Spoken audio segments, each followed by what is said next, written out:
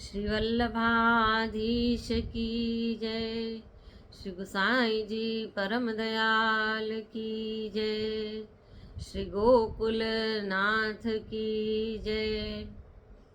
प्रिय वैष्णव वृंद, हमारा वचनामृत की श्रृंखला का आज का पुष्प है श्री गोकुलेश प्रभु का 13वां वचनामृत, जिसका शीर्षक है सब में सर्वात्म भाव। बहुत ही सुंदर विषय है। भाव तो हम प्रभु में रखते हैं, गुरु में रखते हैं, वैष्णव में रखते हैं, लेकिन सब में हमारे मन में अलग अलग भाव होते हैं। और इसका यहाँ जो श्री गोकुलेश प्रभु आज आज्ञा करते हैं कि सब में सर्वात्म भाव, सब में सर्वात्म भाव ही रखना है। श्री गोकुलनाथ जी 13वां लक्षण कहते हैं कि भगवदीय वैष्णव ने किसी से विरोध नहीं रखना है। जहाँ क्रोध की बात हो वहाँ खड़ा न रहे, सबसे सर्वात्म भाव से हित रखे। अब इसमें आता है जहाँ क्रोध की बात हो वहाँ खड़ा न रहे, जबकि आजकल तो सबके मनोभाव ही ऐसे हैं कि क्रोध तो एक बार आए तो बढ़ता ही जाता है, बढ़ता ही जाता है। इसलिए आपसे आज्ञा करते हैं कि क्रोध की बात हो वहाँ उपस्थित ही नहीं रहना है। उनकी बात झूठी होने पर भी यदि आप कहते हैं तो उसे दुख होगा, इसलिए न कहें। कितनी सुंदर आज्ञा है कि अगर कोई झूठी बात कर रहा है, कोई मिथ्या बात कर रहा है, लेकिन उस बात से किसी को दुख होता है तो उस बात को भी हमें नहीं कहना है। सत्य कहने पर भी दुख होगा तो वह भी न कहे। अगर अपने सच बोलने से, सत्य बोलने से किसी को दुख होता है, मन को, किसी के मन को दुख पहुंचता है, तो हमें ऐसा सत्य भी नहीं बोलना है। इस तरह विवेक पूर्वक चलता है उसे भगवदीय कहते हैं। ये है प्रियजनों भगवदीय के लक्षण जो श्री गोकुलेश प्रभु आपसे बता रहे हैं कि यह लक्षण हो तो उसे भगवदीय कहते हैं। हर किसी व्यक्ति को देखकर हम अपने मन से भगवदीय की उपाधि उसे नहीं दे सकते। जो वैष्णवों की निंदा करता है वह नरक में जाता है। जो वैष्णव कुमार्ग पर जाता है उसे समझावें, मन में दोष लाकर निंदा न करें। मार्ग की रीति से उल्टा विपरीत चलता है उसे वैष्णव न समझे।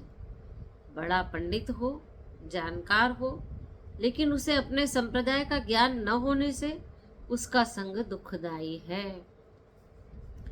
आजकल तो कोई भी थोड़ा सा भी ज्ञानी व्यक्ति अगर मिल जाए तो उसका प्रभाव सबके ऊपर बहुत पड़ जाता है।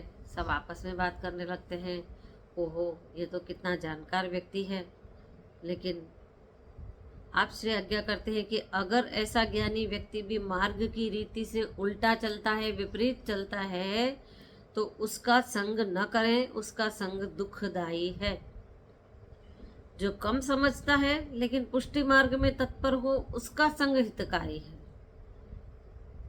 आजकल लोग किसी कम ज्ञानी व्यक्ति को या किसी भोले भाले व्यक्ति को तो मूर्ख बहुत जल्दी कह देते हैं। लेकिन आपसे आज्ञा करते हैं कि अगर कम ज्ञानी है लेकिन पुष्टि मार्ग की रीति में जो समझता है तो उसका संग हितकारी है। वैष्णवों की निंदा से कोटि अपराध से दुखी होता है। लौकिक वस्तु में तृष्णा न रखें। कामना करने से दुर्बुद्धि होती है। तृष्णा से स्वार्थ होता है। जिसे भला बुरा नहीं सूझता है, स्वार्थ हो तब प्रसन्न हो और उसके न रहने पर निंदा करता है। तृष्णा से मन में संकल्प विकल्प होता है। उससे अपना स्वरूप, अपना धर्म भूल जाता है। तब मन में अनेक प्रकार की लोभ की तरंगें उठती हैं। लोभ के कारण भला बुरा कारण सूझता नहीं, जिससे विवेक चला जाता है। यहाँ पर किस तरह से विवेक रखना, यह आप श्री आज्ञा कर रहे हैं कि लोभ ना करें। लोभ अगर मन में आ जाए तो विवेक चला जाता है। झूठ सच कर अपनी बात बनाकर अपना कार्य सिद्ध करता है। वस्तु तथा द्रव्य लेने में डरता नहीं है। द्रव्य की रक्षा के लिए अनेक यत्न करता है। उससे वैष्णव को लोभ और तृष्णा करना ठीक नहीं है। वैष्णव को लोभ और तृष्णा ये दो नहीं करना है। वैष्णव का अपराध होने से श्री ठाकुर जी अप्रसन्न होते हैं। काल सारे जगत को ग्रस्त करता है, मोह कर ले जाता है। इससे लौकिक वैदिक में आसक्त न हो। यदि इसके लिए बिना नहीं चलता है तो सहज रूप से ही वह करें, लेकिन मन से आसक्त न हो। किसी कार्य से या किसी बात के कारण हमारा नहीं ही चल सकता हो काम, तो उसे मन की गहराइयों से न लें, उसमें आसक्त न हो। यह समझें कि धर्म के बिना हमारी सहायता कोई नहीं करेगा। वैष्णव धर्म गया तो सब गया। वैष्णव धर्म दृढ़ हो तो प्रभु सहायता करेंगे। धर्म गया और कुछ लौकिक सिद्ध हुआ तो लौकिक 4 दिनों में चला जाएगा। इससे परलोक बिगड़ता है। इसलिए भगवत धर्म का माहात्म्य मन में रखकर प्रभु का आश्रय करें। स्वार्थ से धर्म जाता है। लौकिक विषय अधिक सुख में चित्त करने से धर्म जाता है। श्री ठाकुर जी से अधिक गुरु में प्रीति रखें। बहुत ही महत्वपूर्ण बात है आज के समय के लिए कि श्री ठाकुर जी से अधिक प्रीति गुरु में रखें, जो कि बहुत ही मुश्किल है। वार्ता प्रसंग में आता भी है कि वैष्णव को किसी ने पूछा कि आप श्री महाप्रभु जी को क्या करके जानते हो, तब उसने बड़े ही विनम्र भाव से कहा कि जगत में जगन्नाथ प्रभु को सबसे बड़े देव मानते हैं, लेकिन हम हमारे गुरु श्री महाप्रभु को, श्री वल्लभाचार्य जी को जगन्नाथ जी से भी बड़ा करके जानते हैं।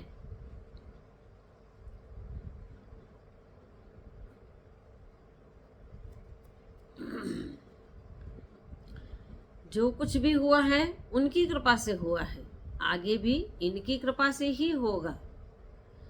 यह श्री योगेश्वर के प्रसंग में कहा है। श्री ठाकुर जी के प्रति प्रीति हो और गुरु तथा वैष्णव के प्रति दया न हो तो जैसे राख में होम करने जैसा है। ठाकुर जी में तो प्रीति हो लेकिन गुरु में प्रीति न हो तो जिस प्रकार राख के ढेर में कोई होम करता है, हवन करता है, तो उसका कोई भी परिणाम प्राप्त नहीं होता।